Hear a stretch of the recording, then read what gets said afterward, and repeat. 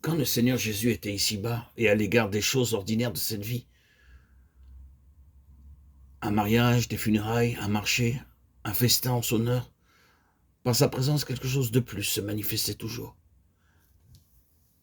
Ce qui s'est passé au mariage de Cana en Galilée, ce n'était pas une affaire terrestre ordinaire. Tel fut à Cana en Galilée le premier des miracles que fit Jésus. Il manifesta sa gloire. Et ses disciples crurent en lui. Jean 2,11. Quelque chose de céleste avait été introduit dans ce qui autrement aurait pu être une affaire ordinaire. C'est cela, vu du dehors. Peut-être que les mariages ne sont jamais des affaires ordinaires dans le cas des personnes qui sont concernées. Ici, c'était un mariage parmi tant d'autres. Cependant, Jésus n'était pas du tout fondu dans la foule. Il y avait quelque chose de distinct. Il amenait avec lui son plus. Il y avait des funérailles. Oh, il y en a encore beaucoup de funérailles. C'est un fait quotidien. Mais ces funérailles étaient exceptionnelles. En la circonstance, probablement jamais funérailles n'avaient été comme celle-là. Jésus était présent. Il amenait quelque chose qui faisait toute la différence. Ensuite, il y a eu ce festin qu'il avait fait pour lui.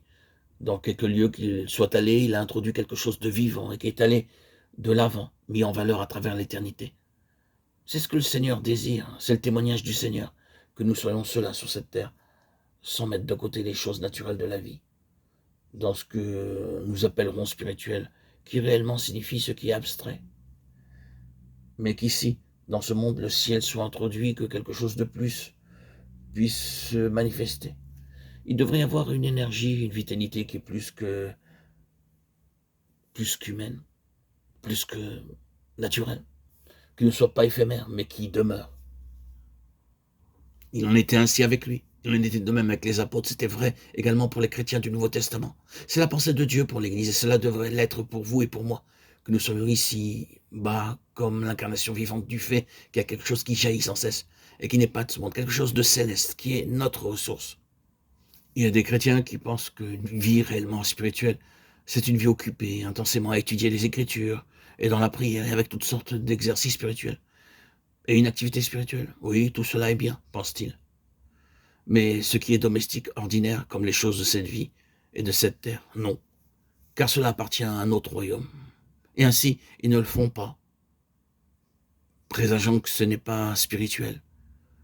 Quelle erreur, quel égarement. L'Esprit Saint veut manifester de l'énergie pour la tâche la plus simple, la plus ordinaire, comme la plus difficile ici-bas. La chose peut ne pas nous attirer, mais il nous est aussi accordé pour cela. Dans ces choses, il peut être prouvé qu'il y a d'abondantes ressources divines dans les plus simples, les plus petits détails quotidiens. Méfions-nous de notre sélectivité charnelle. Prenons garde de trop vite partager entre ce qui est appelé spirituel, élevé, selon nous, selon notre petit intellect, notre mental étriqué, et quelque chose d'autre.